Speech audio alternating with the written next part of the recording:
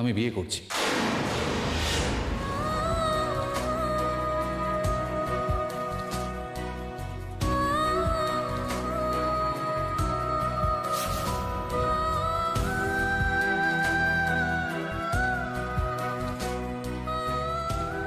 সে কি এর মধ্যে বিয়ে করছো মানে?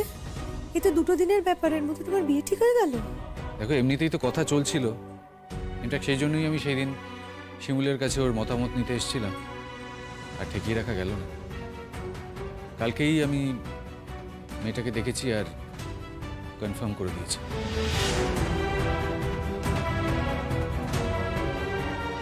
इतनी जल्दी मतलब অ্যাডজাস্ট করতে পারবে অন্য কারোর সাথে?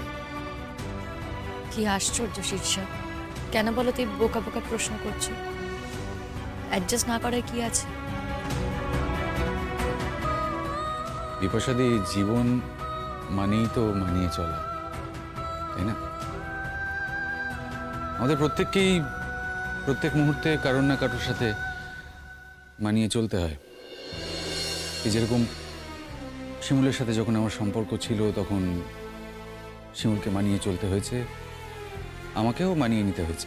প্রত্যেকটা কথায় না আমার রেফারেন্সটা না টানলে আমি খুশি হব শতদ্রু। না না শিমুল, তুই ভুল করছিস। এটা তো আমি শুধুমাত্র একটা এক্সাম্পল দিলাম বোঝানোর জন্য, আমার অন্য কোনো ইন্টেনশন ছিল না। তোমার হবু বউ কি করে শতদ্রু? ও কলেজে পড়ায়। বাহ, খুব ভালো। তা গান বাজনা করে নাকি? হ্যাঁ রে, গান গায়। ইনফ্যাক্ট রেডিও টিভিতে প্রোগ্রামও করে। নাম কি আছে শতদ্র? রূপরেখা। দেখতে কেমন? বিপাশাদি, তুমি তো আমাকে খুব কঠিন একটা প্রশ্ন করে ফেললে। দেখো, দেখতে কেমন এই সংজ্ঞাটা তো বিভিন্ন মানুষের কাছে বিভিন্ন রকম হয়। তবে হ্যাঁ, একজন বুদ্ধিমতী মেয়ে যে পরিষ্কার কথা বলে, সোজা সাপটা কথা বলে, যার যার একটা ব্যক্তিত্ব রয়েছে, সে যেমনই দেখতে হোক না কেন, তাকে কিন্তু দেখতে খারাপ লাগে না। আর জানো, ওর সাথে মানে রূপরেখার সাথে কথা বলে আমার ওকে ভালোই লেগেছে।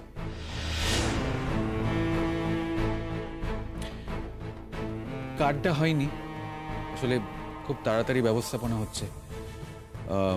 কার্ডটা হলেই আমি তোমাদের পাঠিয়ে দেবো, ই কার্ড করে দেবো। তোমরা আসবে তো?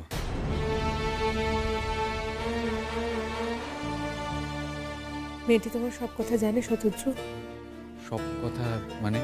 মানে তোমার যে এর আগে একটা অ্যাফেয়ার ছিল। বিপাশা দিয়ে আমি এক্ষুনি বাড়ি যাব। আমার তো মনে হচ্ছে না আজকে কোনো রিহার্সাল হবে বলে। আমি আসছি। না না, শোন না, তোরা রিহার্সাল কর। ইনফ্যাক্ট আমি একটু তাড়াতাড়ি বেরিয়ে যাব। আসলে একা হাতে সবটা সামলাতে হচ্ছে তো। Social marriage after all. আর বোন তো সবসময় শ্বশুর বাড়ি থেকে আসতে পারবে না। আর সব থেকে বড় কথা, বিয়েটা পরের রোববারই। সে কি, এতটাও তাড়াহুড়োর খুব দরকার ছিল শতদ্রু? কেন, মেয়ে কি হাতছাড়া হয়ে যেত? জানি না জানি না, দেখো, শুধু একটাই কথা আমার মনে হয়েছে, বিয়ে যখন করতেই হবে তখন আর দেরি করে লাভ কি। शतद्रु, तुमने उस लड़की को सब कुछ बताया ना? मतलब पहले तुम्हार जो अफेयर छिलो ये सब। দেখো, আমাদের গল্পটা তো বেশ পুরনো, সবাই সবটা জানে। ইনফ্যাক্ট আমি ভেবেছিলাম ওকে সবটা বলবো, কিন্তু তার আগে দেখলাম ও সবটা জানে। আর যথেষ্ট ভদ্র মেয়ে, তাই কোনো আপত্তি করেনি। इसका मतलब? ঠিক বুঝলাম না। কি বলতে চাইছো বলো দেখি? না না, তোমরা ভুল বুঝছো। আমার যে একটা অ্যাফেয়ার ছিল, আমার যে একটা পাস্ট লাইফ আছে, সেটা জেনে ও আপত্তি করে বিয়েটা ভেঙে দেয়নি।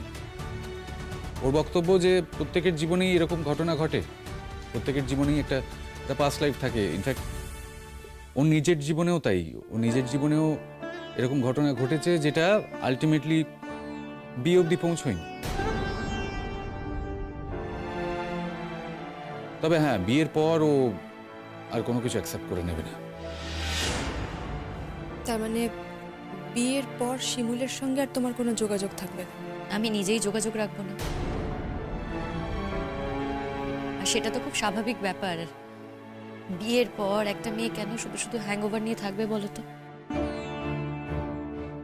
আসলে কি বলতো, এক একজন এক এক রকম।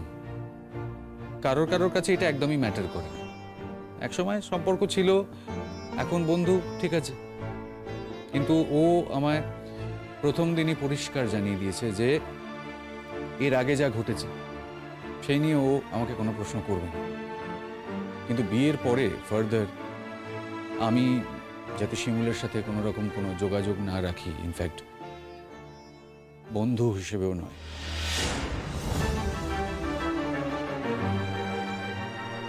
তারপরেও তুমি তাকে কথা দিয়েছো? হ্যাঁ, কথা না দেওয়ার কি আছে বলো তো? এমনিতেও তো শিমুল আমার সাথে বন্ধুত্ব রাখতে চায় না। ইনফ্যাক্ট আমরা তো শুধুমাত্র বন্ধু ছিলামও না। কোনো কিছু ভুলতে যখন হবে তখন সেটাকে পুরোপুরি ভুলে যাওয়াই ভালো। নতুন একজনের সাথে জীবন শুরু করতে চলেছি, পুরনো স্মৃতিগুলোকে নিয়ে আর নাড়াচাড়া করে কি লাভ বলো তো? খুব ম্যাচিওর হয়ে গেছিস তুই। ভালো, খুব ভালো। দেখ, আমিও তো ঠিক এটাই চেয়েছিলাম।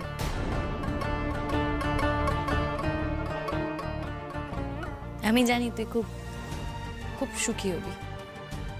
জানি না কতটা হ্যাপি হব, সত্যি জানি না। কিন্তু এটুকু জানি যে প্রত্যেকটা মানুষ জীবনে সুখী হতে চায়, যেচে পড়ে দুঃখকে টেনে আনতে চায় না। আমিও সুখী হতে চাই, দুঃখী হতে চাই না।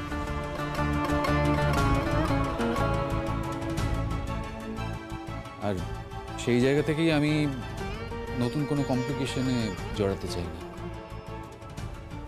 তা আমাদের নিমন্ত্রণ করার কি ছিল? কদিনেরই বা আলাপ আমাদের সঙ্গে। বারে, তোমরা তো আমার দিদির মতন। দেখো, যত দিনেরই সম্পর্ক হোক না কেন, এটা তো মানবে যে আমাদের সম্পর্কটা বেশ গাঢ় হয়ে উঠেছিল। আর আমি জানি শিমুল মনে মনে আমার স্ত্রীকে দেখতে চাইছে। ইনফ্যাক্ট ও বিয়েতেও আসবে, এটা এনশিওর করার জন্য যে আমি সত্যি হ্যাপি হয়েছি কিনা। আর শিমুল তো একা আসবে না, তোমাদের সকলকে আমি ইনভাইট করব। আর তোমরা এলে আমি খুব খুশি হব।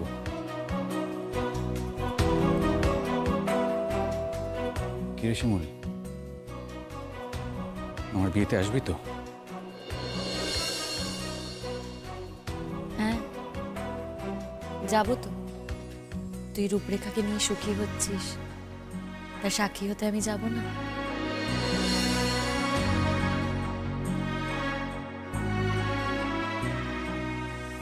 তবে হ্যাঁ, তুই কিন্তু ওকে বলে রাখিস, ওই একদিনই আমি তোদের জীবনে হাইফেন হয়ে থাকবো। তারপরে আর কোনোদিনও যাব না।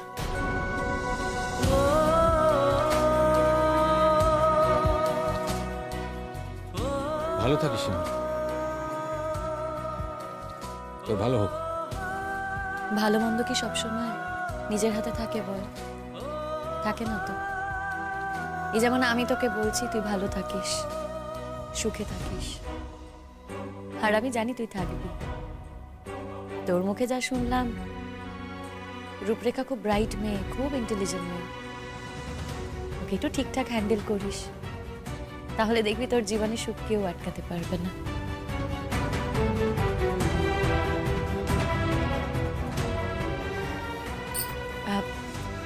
বলছি, তুই তো এই কথাগুলো বলতেই এসেছিলি, এবার নিশ্চয়ই এগোবি।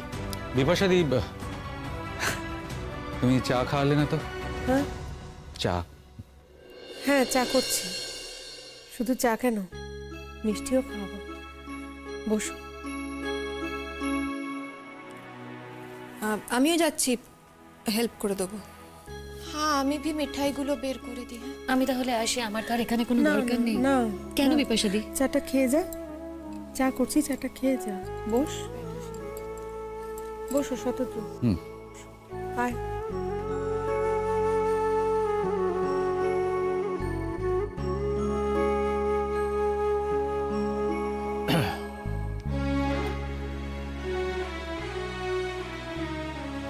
শিমুল, বল। তুই তো এটাই চেয়েছিলি। এটাই চেয়েছিলাম। কষ্ট হচ্ছে তাই না? না না, কষ্ট কেন হবে? না, তোকে দেখে মনে হচ্ছে। মিথ্যে বলবো না, এতদিনের একটা সম্পর্ক তো পুরোপুরি শেষ হয়ে যাচ্ছে। একটু তো খারাপ লাগছে, কিন্তু আমি এটাও জানি তুই রূপরেখাকে নিয়ে খুব সুখী হবি। হ্যাঁ, আসলে আমিও জানি সেই টানাপোড়েনটা নিতে পারছিলাম না, হ্যান্ডেল করতে পারছিলাম না। তোর জন্য অনেক ওয়েট করেছি, তোকে অন্তর থেকে চেয়েছিলাম, ভালোবেসেছিলাম। তবে হ্যাঁ, আমি যে এই যে পাস্ট টেন্সে কথা বলছি, তুই ভেবে নিস না ওই দুদিন আগে তুই আমাকে রিজেক্ট করেছিস, দুদিনে হঠাৎ করে আমার ভালোবাসাটা উবে গেছে। এসব কথা থাক শতদ্রু। না না, কেন বলি না, অসুবিধা কি আছে? হ্যাঁ, তা যা বলছিলাম, তুই এটা ভাবিস না যে দুদিনে আমার ভালোবাসা উবে গেছে, কিন্তু জীবন তো এইভাবে চলে না, তাই না? 100 ভাগ ঠিক বলেছিস। জানিস, আমার রূপরেখাকে দেখতে যাওয়ার বিন্দুমাত্র ইচ্ছে ছিল না, মা জোর করলো, তাই জন্য বাধ্য হয়ে যেতে হলো। জানি তো, তোর মা কিছু বললে তুই সেই কথা ফেলতে পারিস না। ওটা দিচ্ছিস?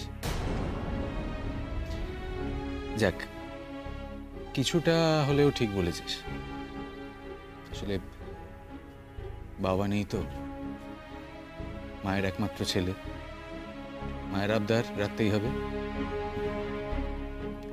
সেই জন্য যেতে হলো। আমার জানিস, সত্যি কথা বলতে আমার খুব খুব অস্বস্তি হচ্ছিল, মন মানতে চাইছিল না, কিন্তু ওই যে বললাম, আমার কাছে আর উপায় ছিল না। মা বললো তাই যেতে হলো, মাকে খুশি করার জন্য। বাই দ্য ওয়ে, জানিস,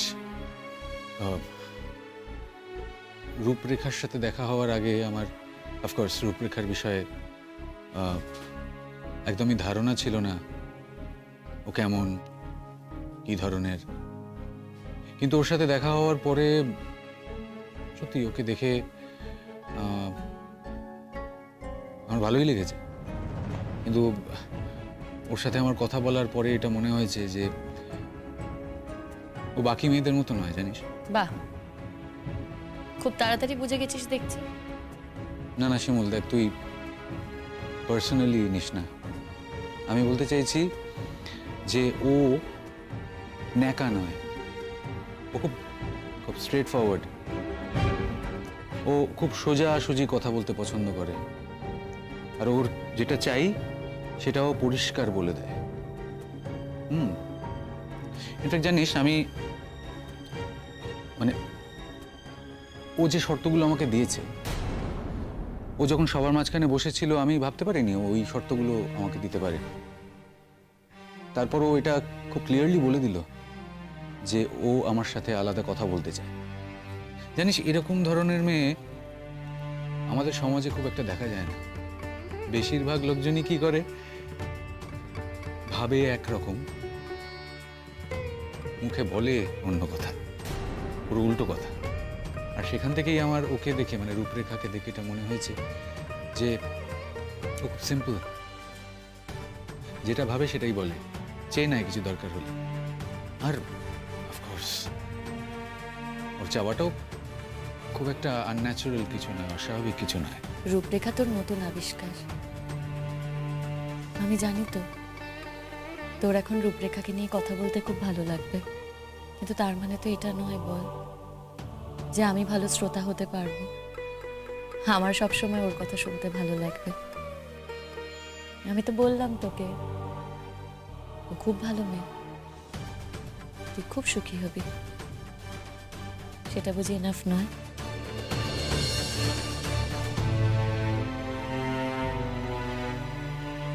এরপর বাকি জীবনটা তুই চলবি শিমুল। আমি তোকে জ্বালাবো, তোর সঙ্গে ঝগড়া করব না, তোর উপর অভিমান দেখাবো না, তোর সঙ্গে আমার দেখাই হবে না। কিন্তু তুই জানবি আমি সুখের সৌরভে ভেসে যাচ্ছি, এটা তুই সারা জীবন দেখবি। আমার ভেতরে যা হওয়ার তা হোক, কিন্তু আমার কাছ থেকে পাওয়া এটাই তোর জীবনের সব থেকে বড় উপহার, যা তুই কখনো বলতে পারবি না শিমুল, কখনো না। এত সহজে একটা মেয়েকে সরিয়ে তার জায়গায় আরেকটা মেয়েকে এনে এত গ্লোরিফাই করছিস শতদ্রু। তুই সুখে থাকবি, ভালো তো। আমি তো এটাই চেয়েছিলাম।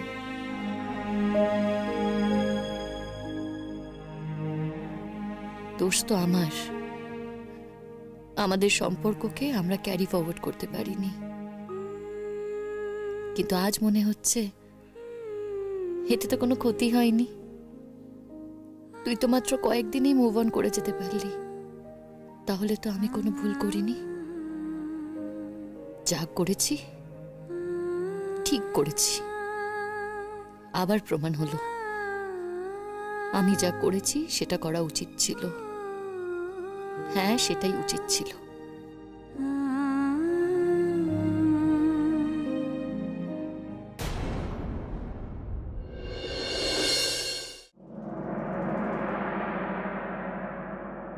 মা, মা, ও কি কথা চেঁচাচ্ছ কেন? হয়েছে নাকি? ওই যে মাস্টার মশাই যিনি এসেছিলেন, ওনাকে দিয়ে দিদির আর কোনো পড়াশোনা হবে না। ওনাকে এখানে আসতে বারণ করে দেবে। কেন? ওই কেন রে? হ্যাঁ, আমার মাস্টারমশাই তোকে কোথা খোঁচা দিয়েছে? আমি একটু দেখো তো কোথা খোঁচা দিয়েছে, যে আমার মাস্টারমশাই এবারে আসবে না। এই শোন, আমি কোনো কথা শুনতে চাই না। উনি যখন এখানে আসবে না আমি বলেছি, তখন আর আসবেন না। আর মা শোনো, আমি বলছি তোমরা যদি ওনাকে না বলতে পারো তাহলে আমি ওনাকে বলবো উনি যাতে এ বাড়িতে আর না আসেন। কেন আসবে না? মানে কারণটা তো জানাতে হবে ওনাকে। অনেক কষ্ট করে ম্যানেজ করে আমি ওনাকে এ বাড়িতে এনেছি পুতুল দিকে পড়ানোর জন্য। কারণটা বলো। জানাজানির কিছু নেই, লোকটা খারাপ। শোনো, ও যখন বলেছে লোকটা খারাপ, তার মানে ওর কাছে নিশ্চয়ই কোনো প্রমাণ আছে, সেই জন্যই ও কথাটা বলছে।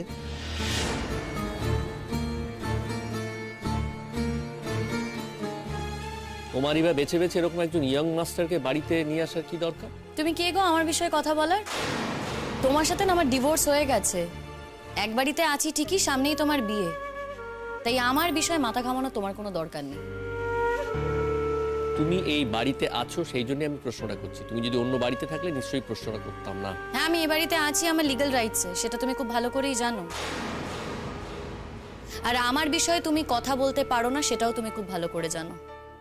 সামনে বিয়ে তো, তাই এমন কিছু করো না যাতে তোমার বিয়েটা বন্ধ হয়ে যায়।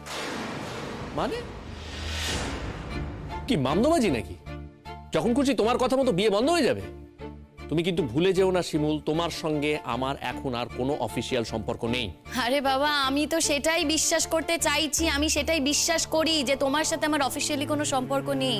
তাহলে কেন তুমি আমার বিষয়ে মাথা ঘামাচ্ছ? শোনো, তোমার জন্যে যদি আমাদের এই বাড়ির কোনো ক্ষতি হয়েছে, একটা জোচ্চোর লোককে তুমি আমাদের বাড়িতে ঢোকাবে?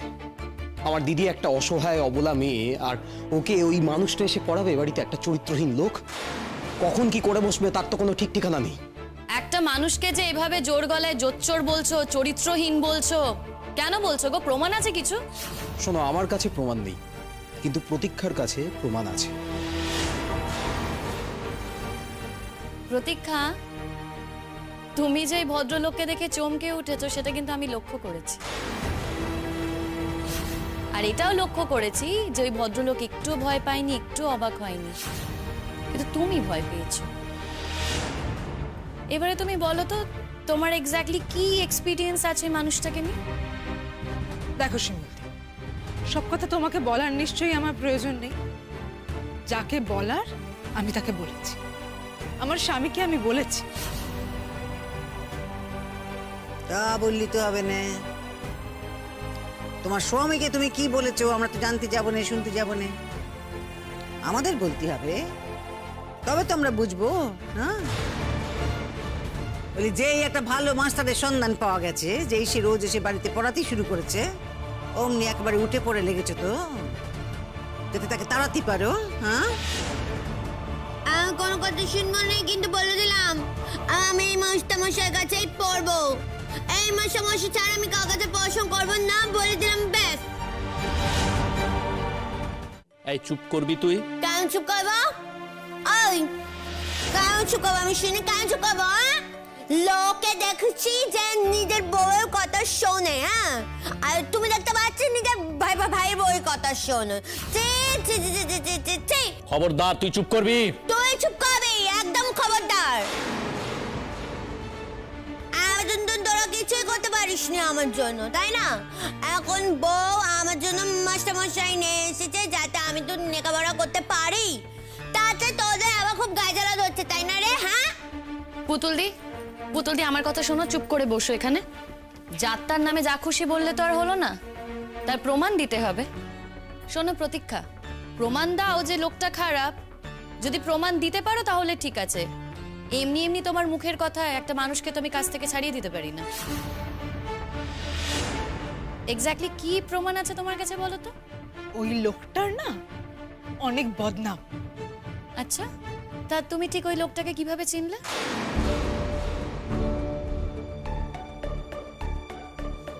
চিনি বলেই বলছি শিমুলদি, সব কথা বলতে হবে তোমাকে? অবশ্যই বলতে হবে প্রতীক্ষা, তুমি তো ওই লোকটার নামে এতগুলো কথা বলছো, তা তোমার মুখের কথা আমি শুধু শুধু মানতে যাব কেন বলো? হ্যাঁ, কথা কানা কে বলছে সেইটা হলো কথা। তাও যদি ওর উপর আমাদের তেমন ভরসা থাকতো, তোমার উপর তো আমাদের ভরসা নেই। না বলতো শিমুল, বুঝে নিত, সে নয় বুঝতুম, কিন্তু তুমি। মা, একদিন অনেক দুঃখ আছে তোমাদের কপালে, জানো তো? তোমার এই মেয়েকে নিয়ে কোন দিন কলঙ্কের মধ্যে পড়ে যাবে, তখন আর উঠে দাঁড়াতে পারবে না। সেদিন আমার কথাগুলো বিশ্বাস হবে। আর ওই লোকটা কতটা খারাপ লোক সেদিন বুঝতে পারবে।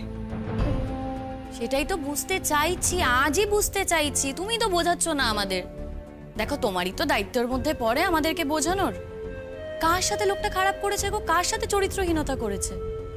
তোমার সাথে করেছে?